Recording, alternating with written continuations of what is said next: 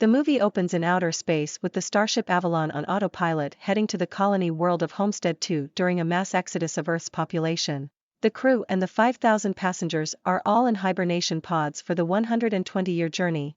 It is 30 years into the journey. The ship travels through a meteor storm, and power is diverted to the forward shields. Then the ship collides with a large meteor and the power blinks. Red alert screens come on in the control area, then quickly go back to normal. Something bad has happened. Jim Preston, Chris Pratt, a mechanical engineer, wakes up in his pod with a cheery computer voice telling him that soon they will be arriving at Homestead 2. He is told that it is normal to feel confused and weak after being in hibernation. The wristband on his arm is scanned, and the computer leads him to his cabin where he sleeps.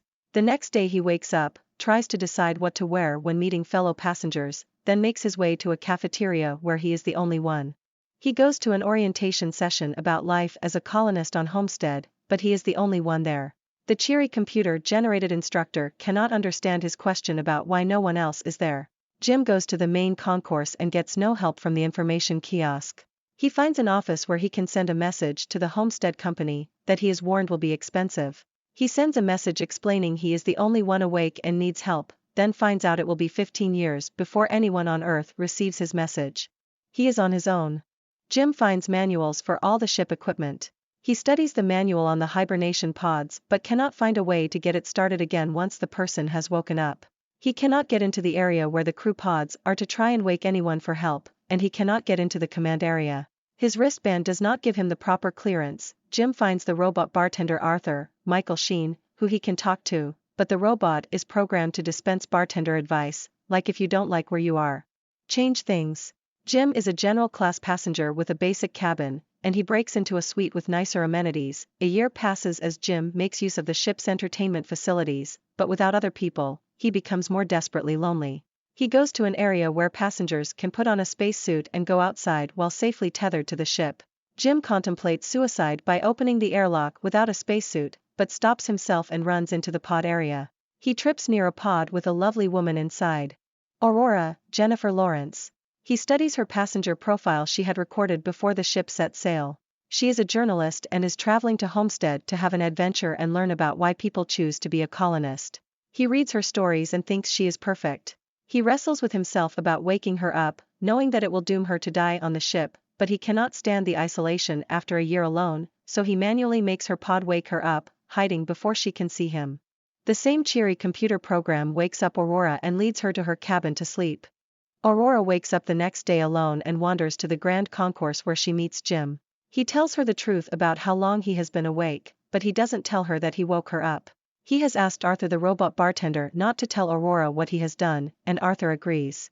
Aurora and Jim talk daily, discuss what can be tried to fix the pods. Aurora swims, runs, and begins to write her story. She asks why Jim left planet Earth, and he says he likes to make things and fix things.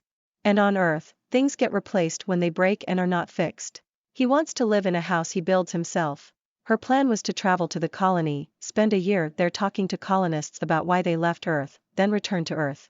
Aurora is a gold-class passenger and uses her status to procure more elaborate breakfast meals than his standard clearance entitles him to. After some time of getting to know each other, Jim asks Aurora on a date and she accepts. After they eat, he takes her to the spacesuit room, and there are 2 suits and they both get dressed and go outside. Coming back in, Aurora is excited, and they go to Jim's cabin and make love.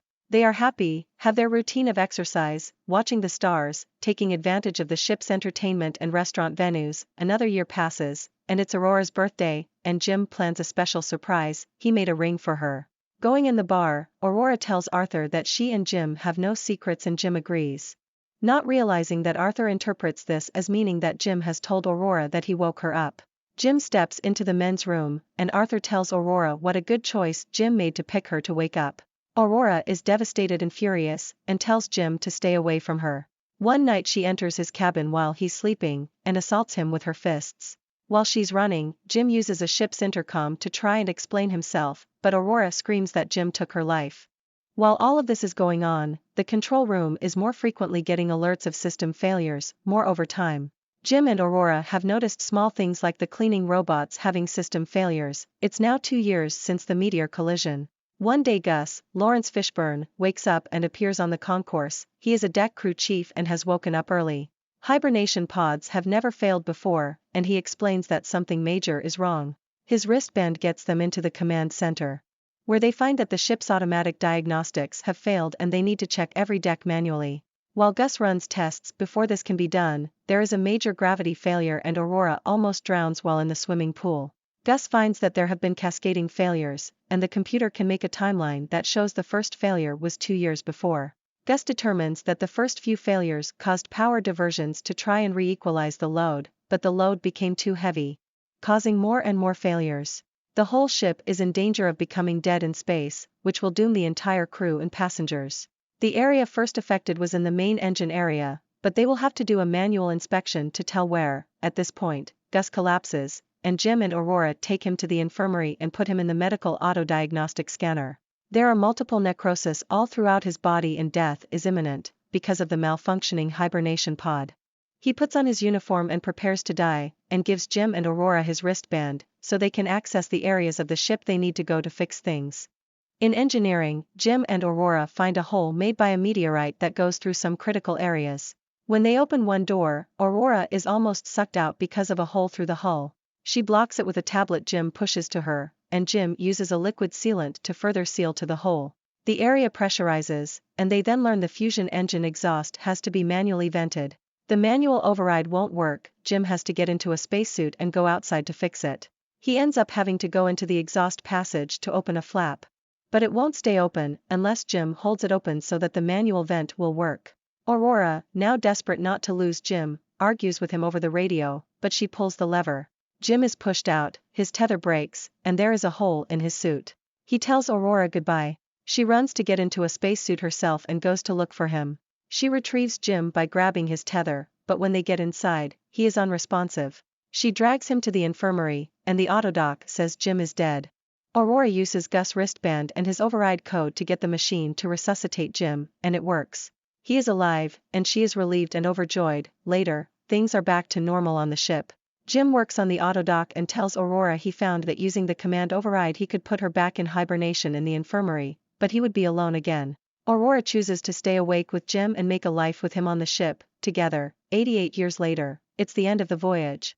And the captain and crew awake and come to the grand concourse to find there is a huge tree, lots of trailing vines and vegetation, birds flying, and a cabin that might have Jim and Aurora's grandchildren in it. Aurora's voiceover is reading her story to the passengers, explaining how they made a good life where they were.